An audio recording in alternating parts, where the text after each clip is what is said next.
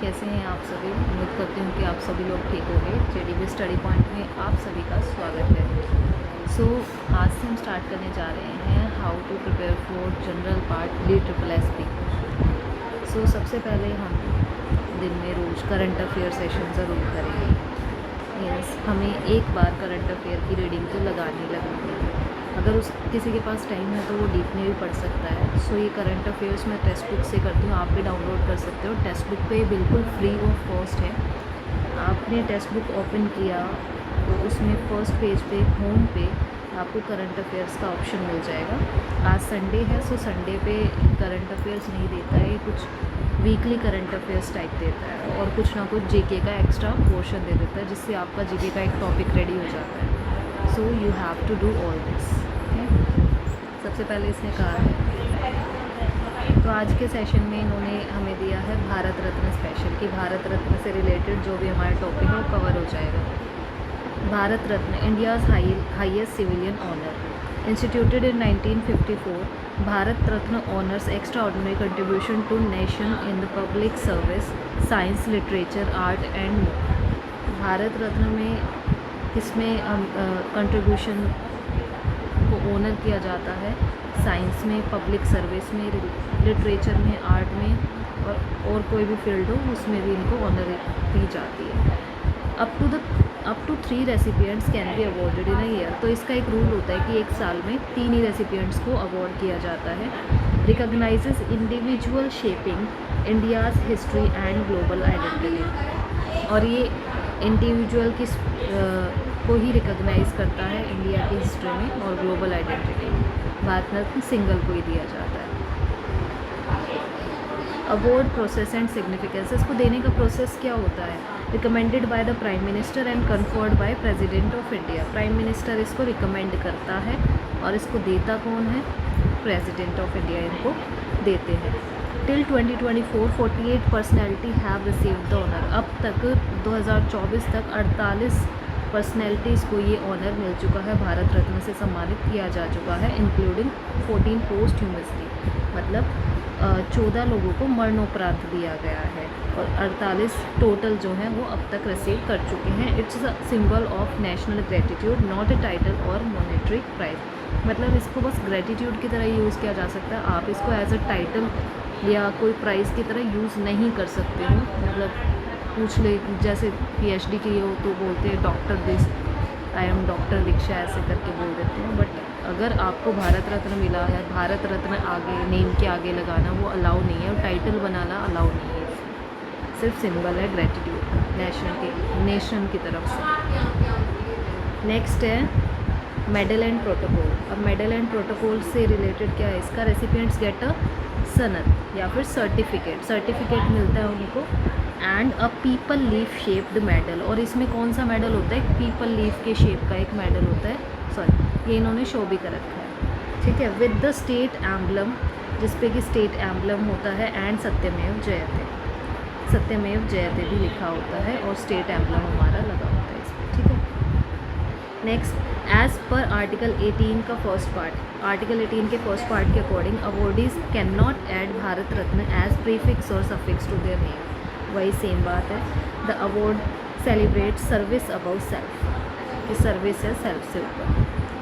Next है remembering Bharat Ratna Shri C Rajagopalachari, जिनको भारत रत्न मिल चुका है। किन किन को मिल चुका है? C Rajagopalachari, last governor general of India, founder of Swatantra party के फाउंडर थे। Advocated liberal democracy and social reform, इन्होंने लिबरल डेमोक्रेसी और सोशल रिफॉर्म को एडवोकेट किया है। Called the conscience keeper of Mahatma Gandhi, और इनको कॉन्साइंस कीपर बोला जाता है किनका? महात्मा गांधी का। तो C राजागोपालचारी क्या थे? Last governor general of India, ठीक है। नेक्स्ट मिला था सर्वपल्ली राधाकृष्णन जी को 1954 में, first vice president and second president of India थे। रिनॉर्ड फिलोसफर एंड स्टेटमैन, की इन शेपिंग एजुकेशन पॉलिसी, और इनके बर्थडे को हम टीचर्स डे के रूप में मनाते हैं सब जानते हैं। 1954 में ही CV रमन को मिला, नोबेल प्राइज़ विनिंग फिजिसिस्ट हैं, रमन इफेक्ट के लिए जाने जाते हैं। First Asian to get Nobel in science, advanced India's research in optics and light scattering. 1955 में भगवान दास जी को मिला। Co founder of Mahatma Gandhi Kashi Vidyapeeth and Banaras Hindu University. Bhagwan Das जी कौन थे? काशी विद्यापीठ के फाउंडर और बनारस हिंदू यूनिवर्सिटी के supporter. Scholar of Indian philosophy and nationalism, advocated social and educational reform. Next 1955 में M Visvesvaraya को इनको मिला eminent engineer behind India's early dams and food protection. Modernised Mysore industries and immigration, known for planning economic development.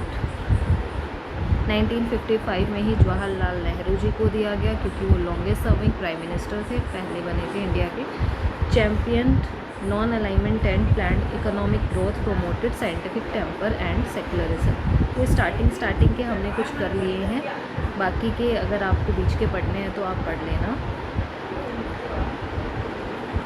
But current के according जो है वो current year के ही आते हैं।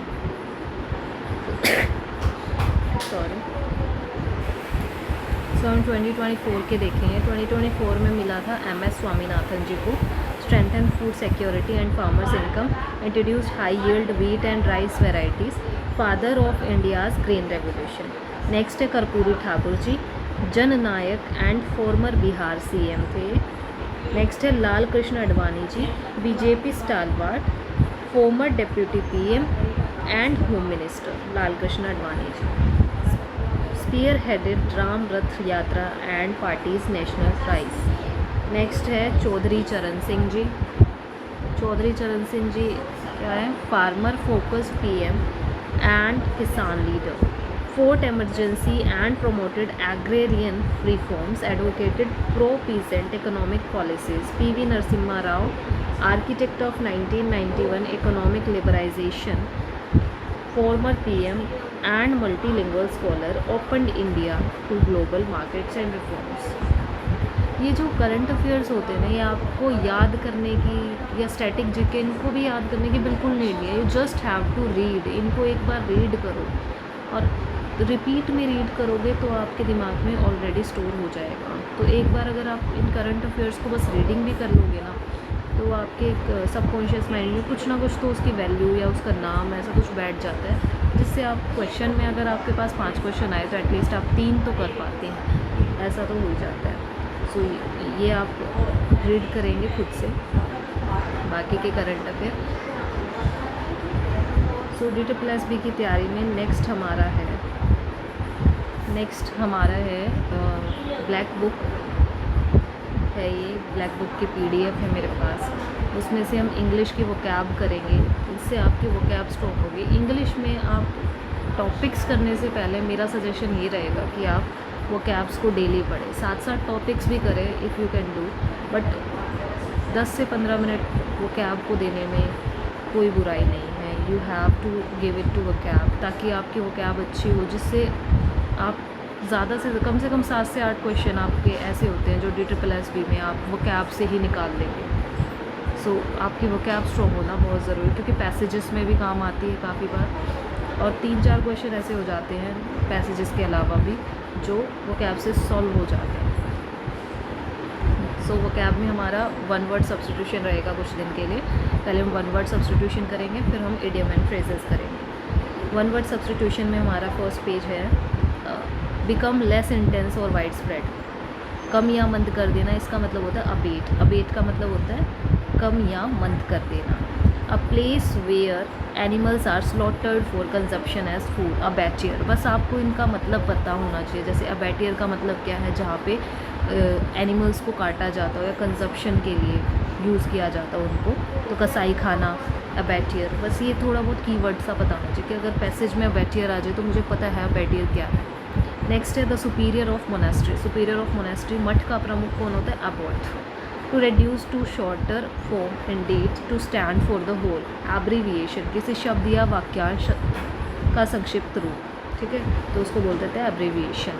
To give up one's authority और थ्रोन, किसी की अथॉरिटी या थ्रोन को हटा देना, अपना पद या दावा छोड़ देना। अब्डिकेट, एब्डिकेशन भी सेम ही है। एब्डिकेशन मतलब act of giving up the throne.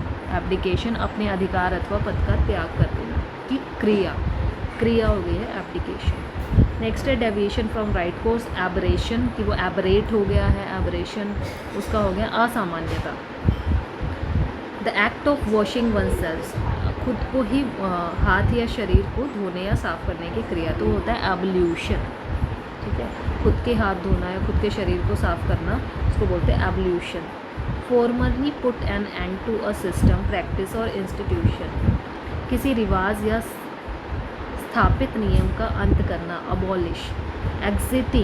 Existing in a land from the earliest times और from before the arrival of colonist. Aboriginal, किसी देश के मूल निवासी, तो किसी देश के मूल निवासी जैसे कि हम एबॉरिजिनल इंडिया के ही हैं, एबॉरिजिनल, ठीक है, मूल निवासी, एबॉरिजिनीज। ओह नेक्स्ट यही है, एबॉरिजिनीज ही है। Aborigines, the inhabitants living from earliest times in country, the original inhabitants, natives of a country, किसी देश के मूल निवासी। अब्रिज मतलब ब्रिज कर देना, उसको छोटा कर देना। To shorten a piece of writing without losing sense, उसको छोटा कर दो, अब्रिज कर दो। A shorten version of larger work, abridgement, संक्षिप्त करने की क्रिया।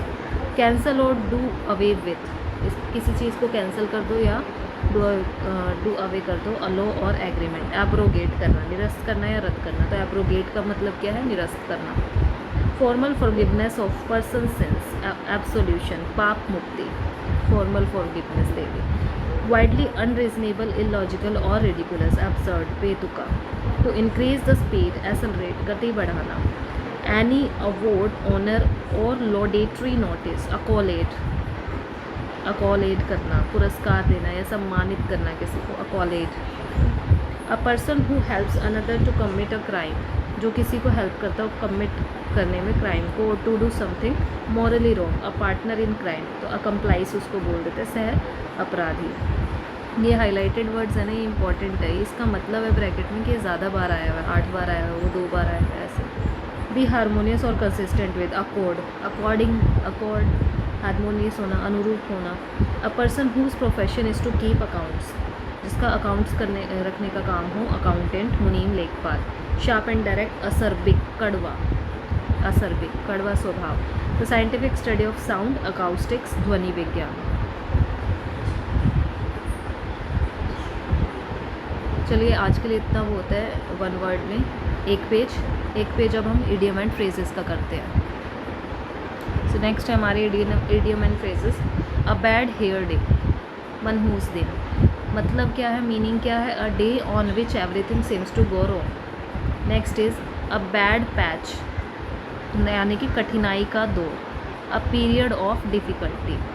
नेक्स्ट है अ बेड ऑफ रोजेस, आरामदायक स्थिति, an easy and unhappy situation. 1 minute, इसकी स्क्रीन को थोड़ा, हाँ जी मैंने इसकी स्क्रीन को थोड़ा चेंज किया, रोटेट किया है ताकि आपको पढ़ने में इजी रहे। स्टार्टिंग से करते हैं। अ बैड हेयर डे मतलब मनहूस दिन, a day on which everything seems to go wrong.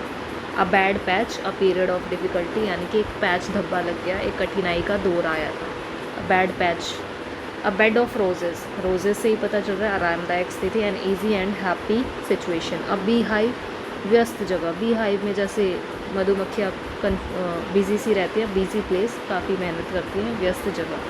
A big draw मतलब बहुत बड़ा आकर्षण, कि उसकी तरफ huge attraction, a big draw. A bird in hand is worth 2 in the bush, नो नकद न तेरा उधार, कुछ निश्चित रूप से होना कुछ बेहतर पाने की उम्मीद से अच्छा है, नकद का काम उधार से काफ़ी अच्छा होता है। अ bird in hand is worth 2 in the bush, having something for certain is better than the possibility of getting something better. A bird's eye view, ऊंचाई से विस्तृत दृश्य, ये बहुत बार आता है। A bird's eye view highlighted भी है। A general view from above, good and comprehensive idea, मतलब ऊपर का आइडिया, ऊंचाई से विस्तृत दृश्य। अ ब्लेसिंग इन डिस्गाइज, दुख के भेष में सुख। An apparent misfortune that eventually has good results, a hidden favor, something that seems bad turns out to be good. A blue-eyed boy, आँखों का तारा, blue-eyed मतलब बहुत प्यारा, one who is favorite. A bolt from the blue, आकस्मिक घटना, bolt मतलब बिजली की तरह का होता है ना, a bolt from the blue, एकदम से कुछ होता है। Something unexpected and unpleasant, a complete surprise, a sudden calamity, an unexpected disaster. A bone of contention, एक बोन ऑफ कंटेंशन मतलब झगड़े की जड़, cause of dispute, cause of quarrel. A bull in China shop मतलब शीश महल में बंदर, अनाड़ी व्यक्ति। An extremely awkward clumsy person, a clumsy person. A burning question, महत्वपूर्ण प्रश्न, an important question. A cake walk, अत्यंत सरल, something very easy, an easy achievement, extremely easy. A can of worms, a can of worms, जटिल परिस्थिति, a complicated situation और problem. A carrot and stick approach, साम दाम दंड भेद, carrot and stick approach. Rewards and punishment that influence someone's behaviour. A change of heart, विचार में बदलाव, a change in once opinion, different opinion about someone और something. अ child's play, बच्चों का खेल, आसान काम, something that is very easy. A chip of the old block मतलब जैसा बाप वैसा बेटा, चिप, ठीक है। Reminds them of one's father, someone similar in character to the one's father resembling parents. A chip of the old block. A close shave, बाल बाल बचना, narrow escape from danger. A closed book, रहस्य, a mystery. सो ये एक page हमारा one word का हो चुका है, एक पेज हमारा हो चुका है इडियम एंड फ्रेजेस का। नेक्स्ट हम करते हैं स्टैटिक जीके का एक टॉपिक। सो स्टैटिक जीके में हम करते हैं भारत के विश्व धरोहर स्थल। तो मुझे हिंदी में ज़्यादा अच्छे से याद रहता है जीके का, सो मैं हिंदी में ही करती हूँ जीके। कुछ ऐसे टॉपिक्स होंगे अगर इंग्लिश में कर सकते हैं तो वो इंग्लिश में करेंगे, सो मिक्स चलेगा। स्टडी सेल्फ स्टडी का कोई फिक्स नहीं होता है कि मेरे को हिंदी में करनी है, मेरे को इंग्लिश में करनी है, वो बस समझने के ऊपर होता है। अगर आप परसीव कर रहे हो किसी भी वे में तो उसको ले लो। अगर हिंदी में अच्छे से आ रही है तो हिंदी में, इंग्लिश में अच्छे से आ रहे तो जिसमें आप कंफर्टेबल हो उससे करो, बस मैं तरीका बता रही हूँ। If you can follow then please do this. भारत के विश्व धरोहर स्थल यानी कि यूनेस्को के world heritage sites. So world heritage site में हम पढ़ेंगे, इसमें कुछ हमारी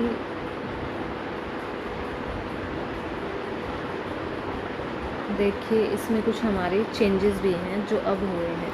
सो यूनेस्को सूची में शामिल भारत के विश्व धरोहर स्थल, इस सूची में भारत के कुल 42 नहीं अब 43 हो चुके हैं, ठीक है।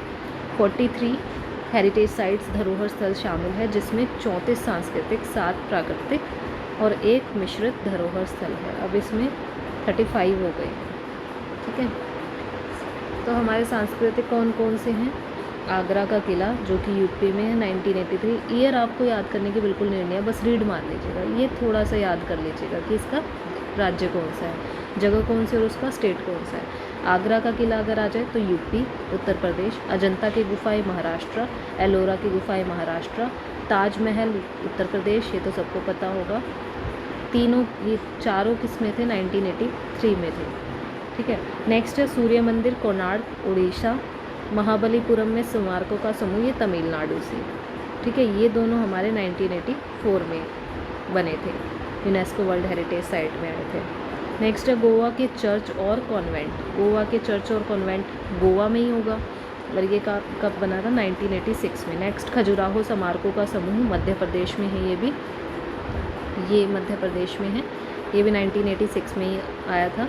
हम्पी के स्मारकों का समूह हम्पी कर्नाटक, ठीक है, ये भी 1986। फतेहपुर सिकरी उत्तर प्रदेश 1986। तो 1986 की भी हमारी 4 साइट्स हो गई। नेक्स्ट है पट्टादकल के स्मारकों का समूह, ये कर्नाटक में है, पट्टादकल, ठीक है। एलिफेंटा की केव्स, ये भी महाराष्ट्र में है। एलिफेंटा, एलोरा और अजंता, ये तीनों हमारी गुफाएं जितनी भी है महाराष्ट्र में ही है। 1987 में हमारे दोनों आए थे। और नेक्स्ट है great living Chola temple Tamil Nadu, ये भी 1987 में। और 2004 में बचे हुए इसके जो टेम्पल्स के जो पार्ट होते हैं तो बाकी के सब इसको फाइनल कर दिया गया था, great living Chola temples. Sanchi में बौद्ध स्मारक, सांची में बौद्ध स्मारक मध्य प्रदेश में थी, 1989 में आई।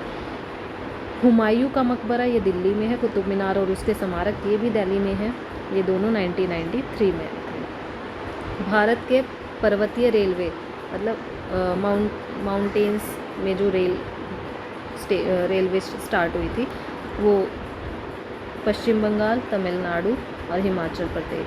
तो 1999 ये 2005 में आया, ये 2008 में आया। नेक्स्ट है बोध गया में महाबोधि मंदिर परिसर। बोध गया का महाबोधि मंदिर परिसर, ये बोध गया बिहार में है। 2002 में इसको हेरिटेज में लिया गया, यूनेस्को वर्ल्ड हेरिटेज में। भीमबेटका के रॉक एंड शेल्टर, ये भी मध्य प्रदेश में है। 2003 में इसको लाया गया। छत्रपति शिवाजी टर्मिनस, पूर्व में विक्टोरिया टर्मिनस, ये महाराष्ट्र में है, ठीक है। 2004 में आया। चंपानेर पावागढ़ पुरातत्व पार्क, चंपानेर का जो पार्क है पावागढ़ का, ये गुजरात में है। 2004 में ये भी शामिल हुआ यूनेस्को वर्ल्ड हेरिटेज साइट में। नेक्स्ट इज़ लाल किला परिसर, लाल किला दिल्ली 2007 में। जंतर मंतर जयपुर वाला, दिल्ली में भी है, जयपुर वाला पर ये राजस्थान में 2010 में। राजस्थान के पहाड़ी किले, ये भी राजस्थान में 2013 में आए थे। रानी की वाव या रानी की बावड़ी, दोनों नामों से आ सकता है, पाटन भी कह सकते हो, गुजरात में है ये। 2014 में इसको शामिल किया गया भारत के विश्व धरोहर स्थल में।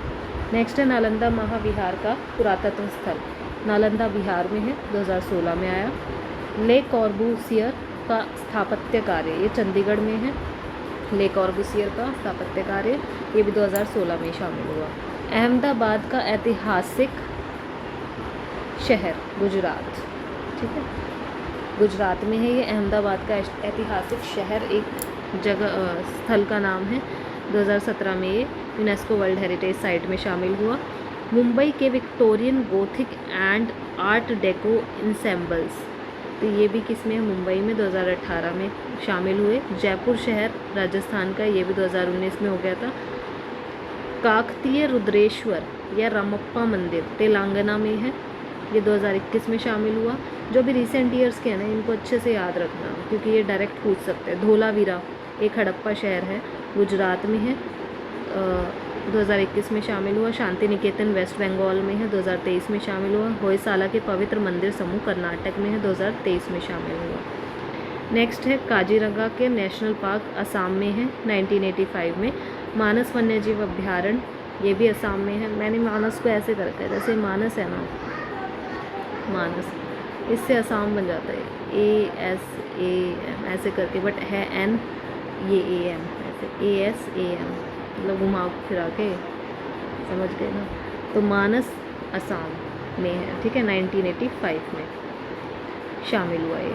नेक्स्ट है क्योलादेव, क्योलादेव राष्ट्रीय उद्यान जो है वो राजस्थान में है, 1985 में शामिल हुआ। ये मोस्ट इंपॉर्टेंट रहता है, नेशनल पार्क डायरेक्ट भी पूछ लेते हैं, वर्ल्ड हेरिटेज साइट की फॉर्म में भी पूछ लेते हैं, कैसे भी पूछ लेते हैं, ठीक है। तो क्योलादेव नेशनल पार्क जो है वो इम्पॉर्टेंट है। नेक्स्ट है सुंदरबन नेशनल पार्क, ये सबको पता है, वेस्ट बंगाल में, 1987 में ऐड हुआ। नेक्स्ट नंदा देवी और फूलों की घाटी राष्ट्रीय उद्यान नेशनल पार्क, ये कहाँ पे, उत्तराखंड में। नंदा देवी कहाँ पे, उत्तराखंड में, 1988 में ये हुआ। और फूलों की घाटी वाला 2005 में, एक ही में। पश्चिमी घाट, वेस्टर्न घाट्स कब हुए हमारे, कहाँ पे हैं, सॉरी, ये है महाराष्ट्र, कर्नाटक, केरल, तमिलनाडु। वो जो हमारे इंडिया का कोस्टल एरिया है ऐसे वाला, तो यहाँ पे सब आ जाता है ना, यही तो है वेस्टर्न घाट्स। तो ये 2012 में शामिल हुए। Great Himalayan national parks, national park संरक्षण क्षेत्र, हिमाचल प्रदेश में ग्रेट हिमालयन राष्ट्रीय उद्यान, 2014 में इसको शामिल किया गया। और एक मिक्स्ड हेरिटेज साइट हमारी कंचनजंगा नेशनल पार्क, ये कब है, कहाँ पे, हमारा सिक्किम में, और 2016 में ये ऐड हुआ। सो लास्ट जो हमारी 43rd वाली है,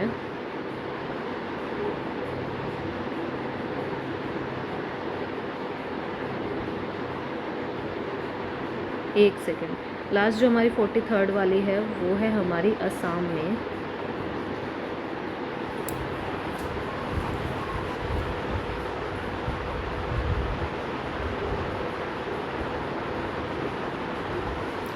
और स्थल कौन सा है, मोइडम, मोइडम स्थल है, और ये इनमें है। और ये कब शामिल हुआ, 2024 में, ठीक है। सो ये था हमारा स्टैटिक जीके का पोर्शन। उम्मीद करती हूँ दैट आपको समझ में आया होगा।